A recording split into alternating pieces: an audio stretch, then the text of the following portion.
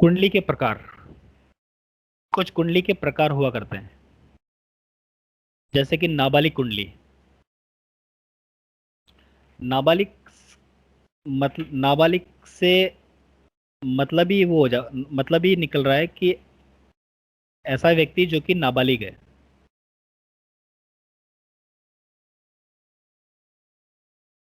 तो कुंडली वाला तो बालिग है, लेकिन उसकी कुंडली नाबालिग है।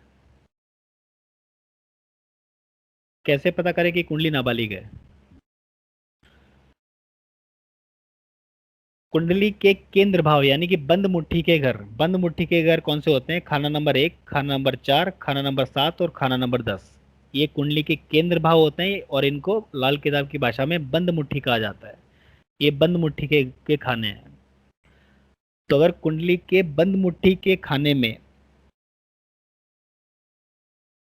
पहली कंडीशन तो ये है कि अगर बंद मुट्ठी के चारों खाने खाली हो, यानी कि खाना नंबर 1, 4, 7 और 10, इसमें कोई भी ग्रह ना हो, तो कुंडली नाबालिग कुंडली कहलाएगी।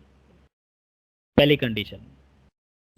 दूसरी कंडीशन है, कुंडली के केंद्र भाव यानी कि बंद मुट्ठी के खाने में, किसी एक खाने में सिर्फ अकेला बुध हो, सिर्फ अकेला बुध हो। कहीं पर भी हो सकता है, 1 में, 4 में, 7 में, 10 में, कहीं पर भी हो सकता है। यहाँ 4 में बैठा देते हैं।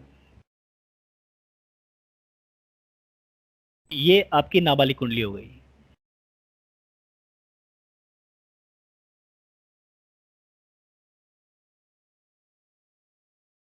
तो दूसरी कंडीशन क्या है हमारी, कि कुंडली के बंद मुट्ठी के खाने में सिर्फ एक खाने में बुध हो और 3 खाले खानी हो, सॉरी, 3 खाने जो है वो खाली हो,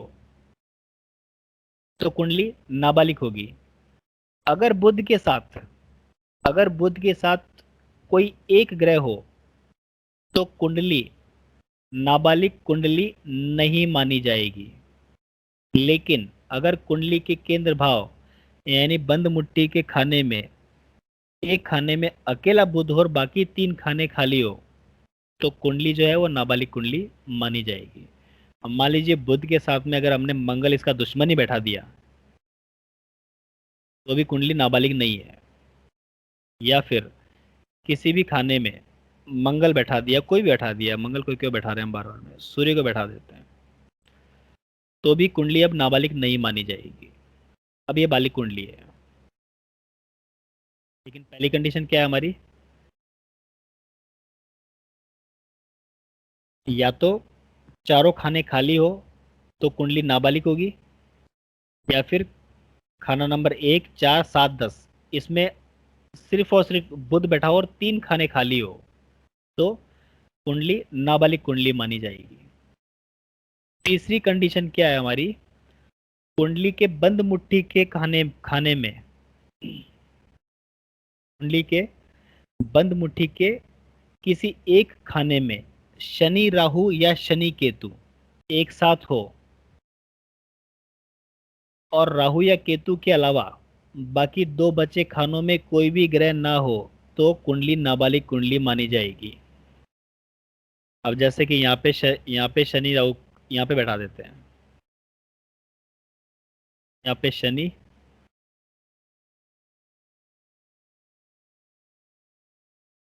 और केतु को बैठा देते हैं। ये शनि केतु बैठेंगे तो आपको पता है कि अगर केतु यहाँ पर होगा तो राहु यहाँ पर होगा ही होगा।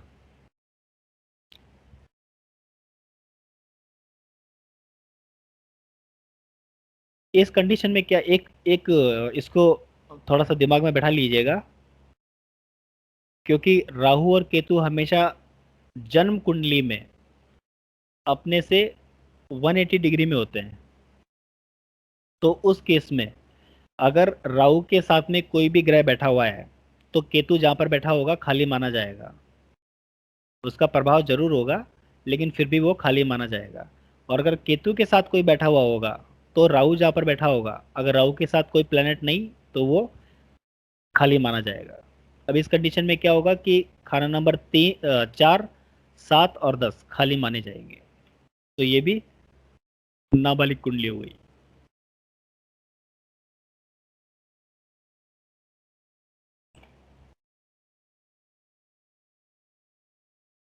तो तीसरी कंडीशन हमारी क्या है कि कुंडली के केंद्र भाव में या तो शनि राहु या शनि केतु एक साथ हो और बाकी के दो घर खाली हो, क्योंकि ऑब्वियसली राहु तो आएगा ही आएगा। अगर राहु यहाँ पर होगा तो केतु यहाँ पर आ जाएगा साथ में। यहाँ पर कर लेते हैं एक बार, ज़्यादा क्लियर हो जाएगा। यहाँ पे शनि बैठा लेते हैं, राहु बैठा लेते हैं और यहाँ पर केतु बैठा लेते हैं। अब खाना नंबर 1 और खाना नंबर 7 को भूल जाना आप। 4 में देखिए शनि राहु बैठा हुआ है, 10 में केतु बैठा हुआ है। खाना नंबर 1 खाली, खाना नंबर 7 खाली, तो ये भी नाबालिग कुंडली मानी जाएगी।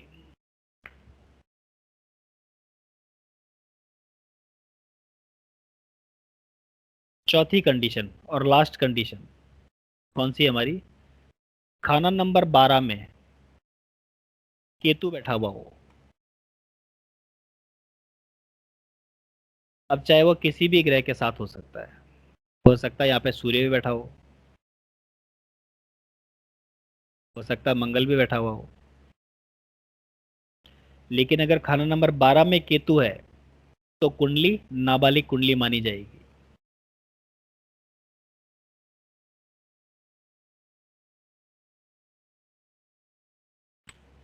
पहली कंडीशन, खाना नंबर 1 4 7 10 खाली हो तो कुंडली नाबालिग कुंडली मानी जाएगी। दूसरी कंडीशन, अगर खाना नंबर 1 4 7 10 में सिर्फ और सिर्फ बुध और 3 घर खाली हो तो कुंडली नाबालिग कुंडली मानी जाएगी। तीसरी कंडीशन, खाना नंबर 1 4 7 10 में से कहीं पर भी शनि राहु या शनि केतु एक साथ बैठे हुए हो और बाकी के दो घर खाली हो तो कुंडली नाबालिग कुंडली मानी जाएगी। अगर जैसे कि मान लीजिए कि शनि राहु पहले घर में बैठे हुए हैं, केतु 7वें घर में आ गया, लेकिन राहु के साथ में कोई और दूसरा प्लेनेट भी बैठा हुआ है तो कुंडली नाबालिग कुंडली नहीं मानी जाएगी उस केस में। यहाँ पे दो घर खाली तो है, लेकिन यहाँ पे राहु के साथ में दूसरा प्लेनेट भी बैठा हुआ है।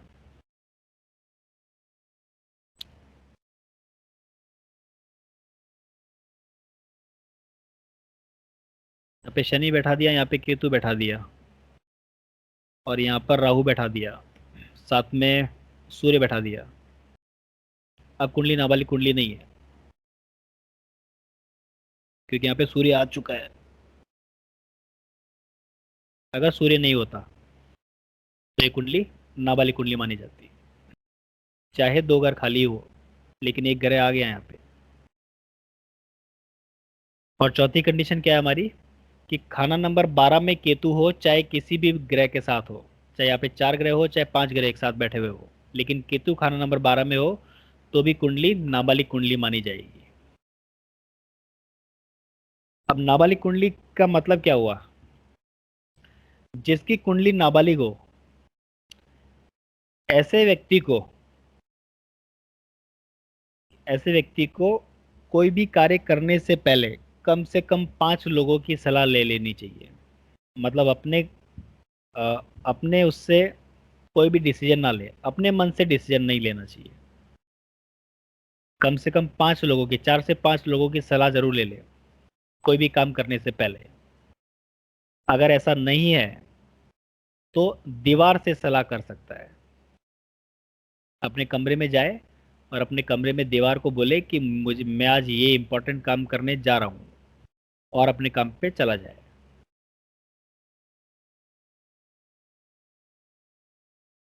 ये नाबालिग कुंडली को ठीक करने का उपाय है। तो जिसकी भी कुंडली नाबालिग हो उनको सबसे पहले तो ये हिदायत है कि वो कम से कम 4 या 5 लोगों से सलाह कर ले कोई भी इंपॉर्टेंट काम करने से पहले कि क्या ये काम मेरे लिए ठीक रहेगा या नहीं रहेगा, और उसके बाद में अपना कार्य स्टार्ट करें।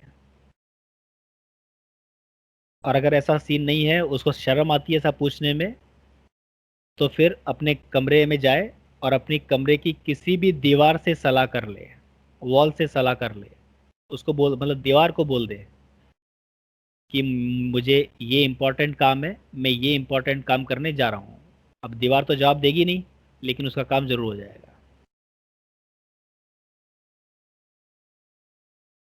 यहाँ पर इसका उपाय अलग है।